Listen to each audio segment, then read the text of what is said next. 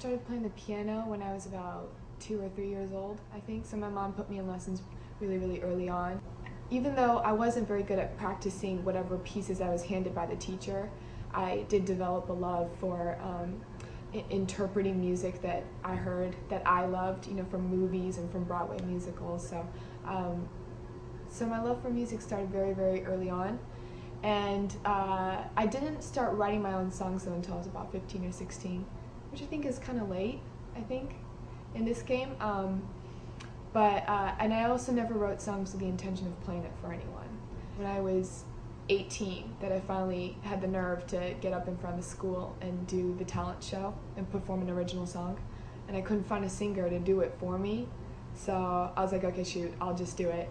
And I got this amazing reaction from my classmates and my family, and that's when I decided to pursue music. My parents were hoping that I would be a lawyer or a doctor, or something a little bit more what they would think is safe. When I was at Berkeley, I was studying philosophy, and with the intentions of going to law school eventually. It actually took me, for me to actually go to college to realize how much I loved doing music and how much I wanted to make that my life.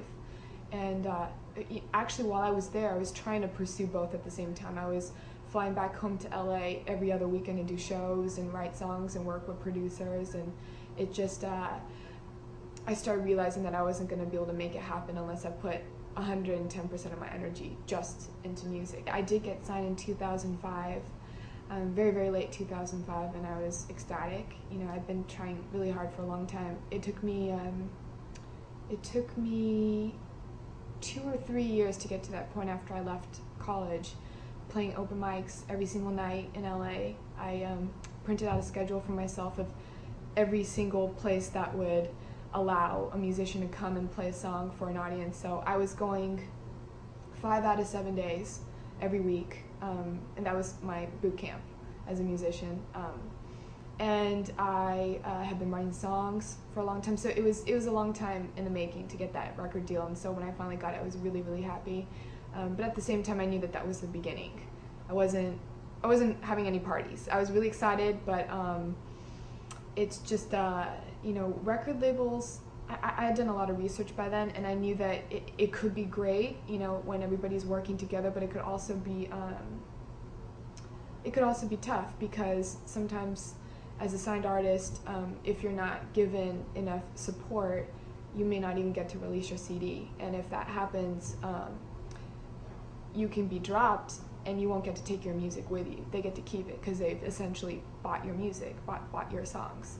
So I knew exactly what I was getting into, but I also knew that I needed a major label in order to get to where I wanted to be as a major pop artist.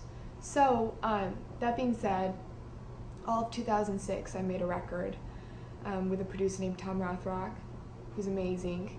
He did my heroes, Beck, Elliott Smith, Foo Fighters. He did also a band called the Toadies, who I really liked in the 90s. And so we made this incredible record, and I was so proud of it. And it was supposed to come out earlier this year in 2007. And it just kept getting postponed. So it was supposed to be January, and then March, and May, and I wasn't really getting any news. So I have to admit, I got a little nervous. So that's the reason why I started doing the YouTube videos, because I'd already been doing lots of gigs, and it was helping me build a fan base in LA, but I knew that I needed to reach a much wider audience. And so I was hoping that if I did a combination of covers and original songs, that people all over the world would begin to find me, and that if I did a good job, that the word would spread really quickly. And it worked a lot quicker than I thought it would. You had my heart, now we'll never be a world apart. Maybe in a magazine, but you'll still be my star. 'Cause baby, in the dark, you will see shiny cars. That's when you'll need me there. With you I'll always share. Because when the sun shines, we shine together. Know that I'll be here forever. Then I'll always be your friend. Took a note, now I'm sticking out to the end. Now that it's raining more than ever, know that we still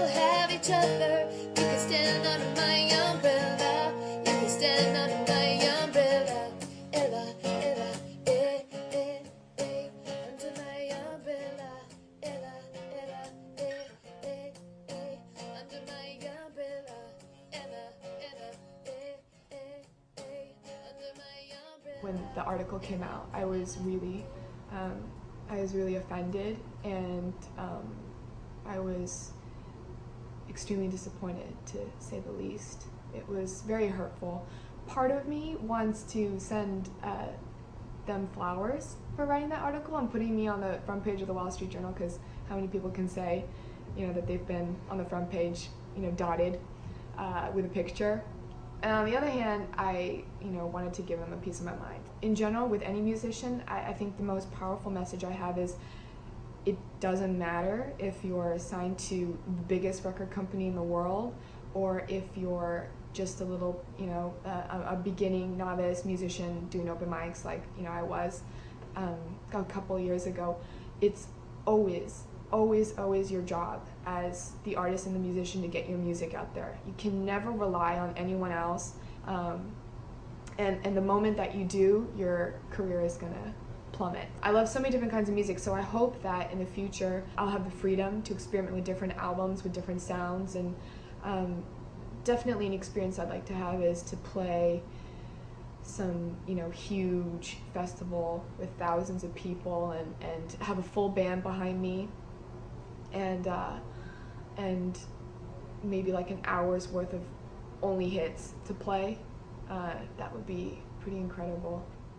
There is nothing like that feeling when you walk off stage and feel like you did have everybody's attention and that you really killed it. There's no happiness like that one. I can't quite put my finger down on the moment that I became like this. You see, I'm the bravest girl you ever come to meet, yet I shrink down to nothing.